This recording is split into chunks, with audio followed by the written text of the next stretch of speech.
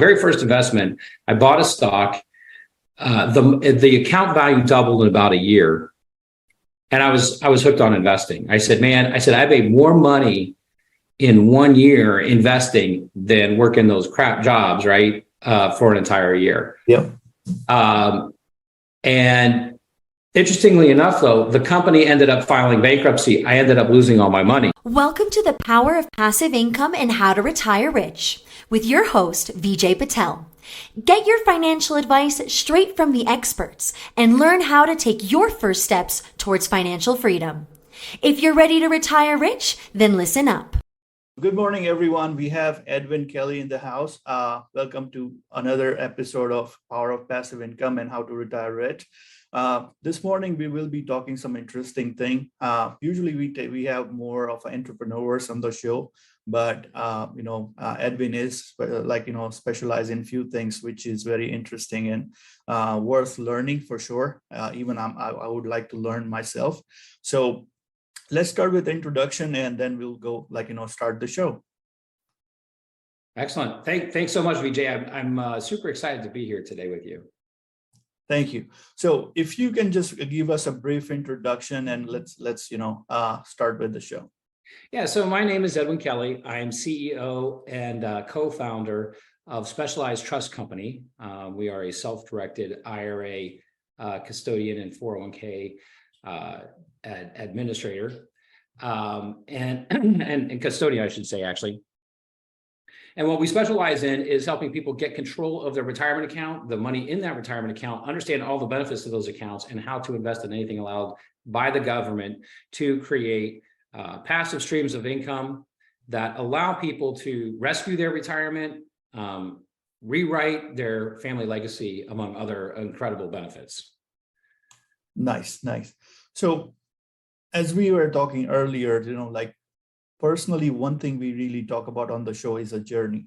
Like everybody has an individual journey. So let's talk about your journey from, investing point of view. Why you how did you get aware of investing? What is the importance of money in your life and how the thought process was and transition was from earlier on?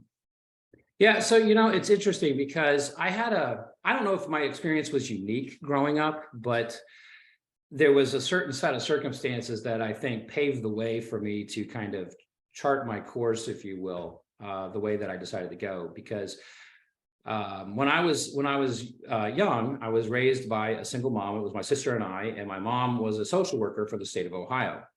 And if you know anything about social workers have big hearts, but small pocketbooks, right? And so we didn't have a lot of money growing up. The interesting thing about that experience is that I remember in 6th grade going to the grocery store with her.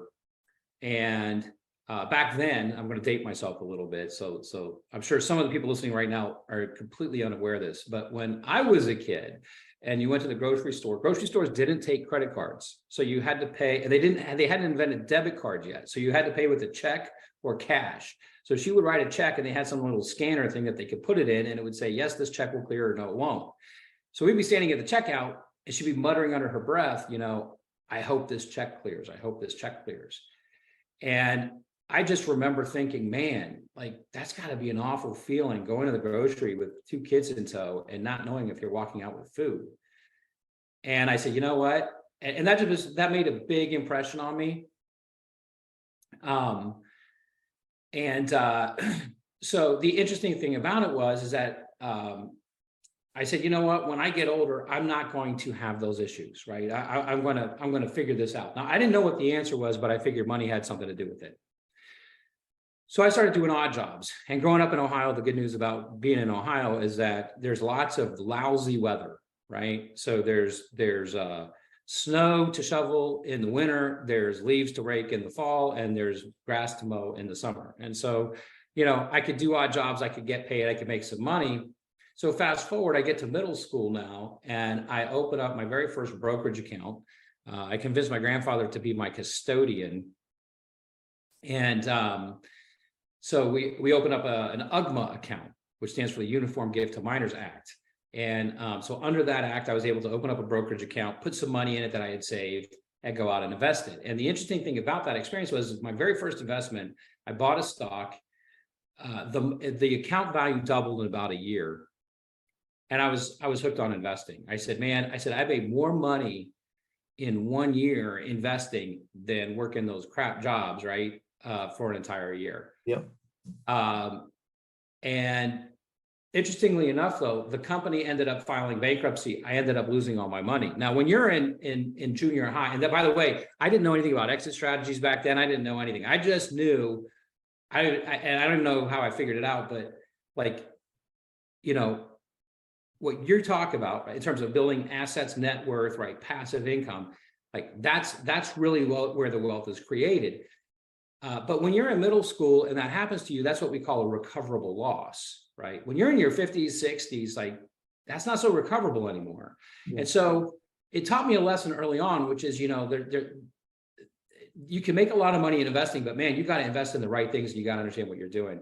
So fast forward into high school, there were two things that kind of happened that were instrumental, I think, in kind of how I went about my career and getting into owning my own business and that kind of thing. But the first thing was that I wanted to learn how to be successful, and I didn't know how to do that. And back then, right, the internet wasn't around. There was none of that. And so the internet was basically your local library.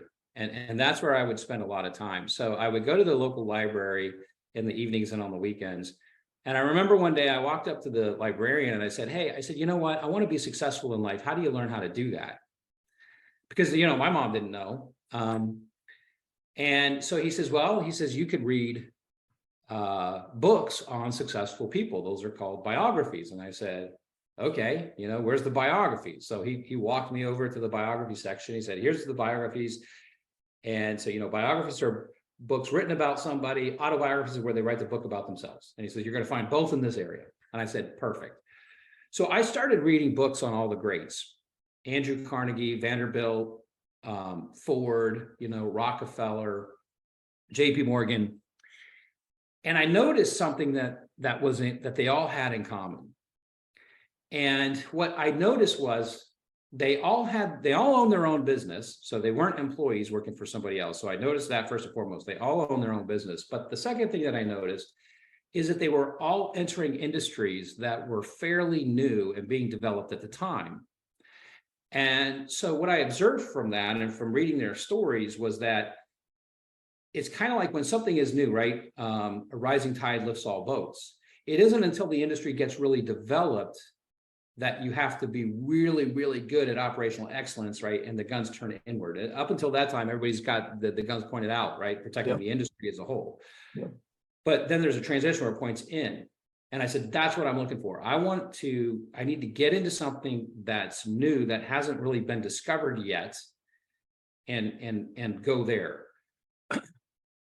So that was one of the big first experiences I had. The second experience I had was that although we didn't have a lot of money growing up, I grew up in a fairly, I'll call it the poor side of the tracks, in a fairly affluent community. And so I went to school with a bunch of kids that were doing all these amazing things, right? They're going on ski trips to Europe and they're doing all these really cool things, which I could only dream about back then. And so I started to observe, well, what is it about these families that they have all this money? Well, again, they were all business owners. They were either doctors, attorneys, or business owners. They fell into that three categories. Yep. And I had no interest in being a doctor. Didn't have a lot of interest in being an attorney. So again, by default, all signs pointed towards owning a business. And so, so fast forward, get out of high school, go to college, and study finance because that's what I was interested in, money and anything around money. And so I spent my entire career in finance, discovered self-directing, which was, I think that when I discovered self-directing, I'm like, this is the niche I've been looking for. This is the thing, which we can talk more about if you want. But that was kind of when I discovered self-directing, I was sold, and I went down that path and I never looked back.